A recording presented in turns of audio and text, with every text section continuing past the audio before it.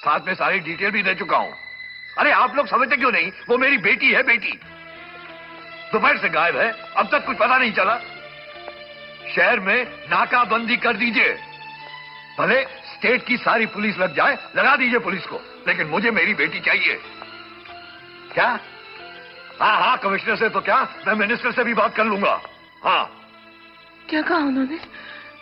शांति रखो, कुछ नहीं होगा उसे, कुछ नहीं होगा। मुझे बहुत डर लग रहा है। ये सब तुम्हारे कुकर्मों का नतीजा है। अगर मेरी बेटी को... अरे मैंने कहा ना, कुछ नहीं होगा उसे, आ जाएगी वो। मर चुकी है वो, मार दिया उसे। क्या? पुलिस वाला बिना सबूत के कुछ मानता नहीं। ये लो।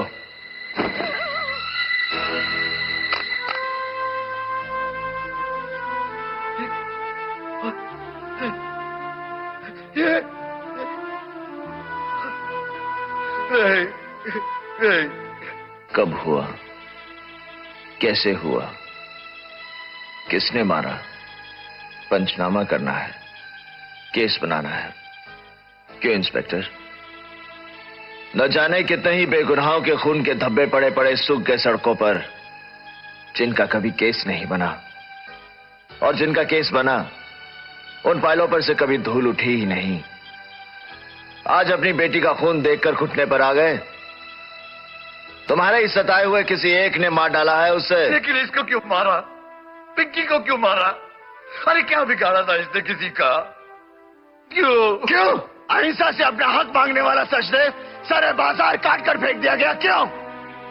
उसकी बीवी मालती तुम्हारे ही पुलिस स्टेशन में सर पटक पटक कर पागल हो गई और उसे इंसाफ नहीं मिला। क्यों? एक बुजुर्ग को चौराहे पर कुत्ता बनाया जाता है, उसका तमाशा बनाया जाता है और पुलिस मुंह फेर कर चली जाती है। क्यों? 300 परिवार अपनी जमीन के लिए, अपनी रोजी रोटी के लिए कभी किसी मिनिस्टर के सामने गिड़गिड़ाते हैं, तो कभी कातिया के दरवाजे पर अपना माथा टेकते हैं, तो कभी तुम्हारी जेबें गर्म करते हैं, फिर भी उनके घर में चूल्हे ठंडे पड़े हैं। क्यों? क्यों? ना जाने कितने ही ऐसे क्यों गरीबों के यहां से उठते हैं, यहां से। क्यों? क्यों? क्यों?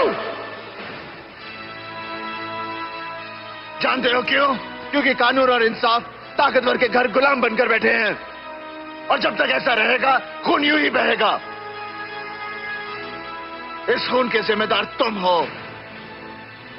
तुम जैसे गैर जिम्मेदार पुलिस वाले एक आम आदमी को घातक बनने पर मजबूर करते हैं। तुम्हारे पापों की कीमत चुकाई है तुम्हारी बेटी ने।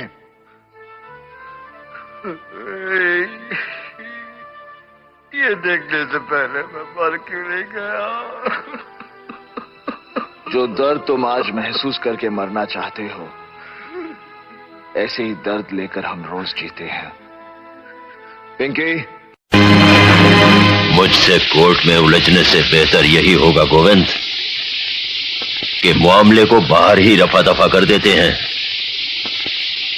तुम तो जानते ही हो कि इंद्रजीत चड्ढा कभी शिकस्त नहीं खाता। चड्ढा, तूने कभी बच्चों को बिजली की तार से पतंग उतारते हुए देखा है क्या? कुछ तारें ऐसी होती हैं जिसमें से उलझी हुई पतंग बच्चे भी उतार लाते हैं। ये और बात है, दामिनी के केस को छेड़कर जो तार तूने छू लिया है, बिजली का वो झटका लगेगा कि तू झटकना भूल जाएगा। रस्सी जल गई पर बल नहीं गया। गुप्ता 4 लाख देने को तैयार है एक छोकरी की इज्जत के लिए। ये रकम बहुत तरक्की कर ली चड्ढा। कानून की दलाली से इज्जत की नीलामी तक आ गए। इस पेशे को भड़वागिरी कहते हैं। गोविंद, चिल्ला मत, नहीं तो ये केस यही रफा दफा कर दूंगा। ना तारीख ना सुनवाई, सीधा इंसाफ, वो भी ताबड़तोड़। चड्ढा, समझाओ इसे, समझाओ। ऐसे खिलौने बाजार में बहुत बिकते हैं, मगर इसे खेलने के लिए जो जिगर चाहिए ना, वो दुनिया के किसी बाजार में नहीं बिकता। मर्द उसे लेकर पैदा होता है, और जब ये 2.5 किलो का हाथ किसी पर पड़ता है ना, तो आदमी उठता नहीं, उठ जाता है।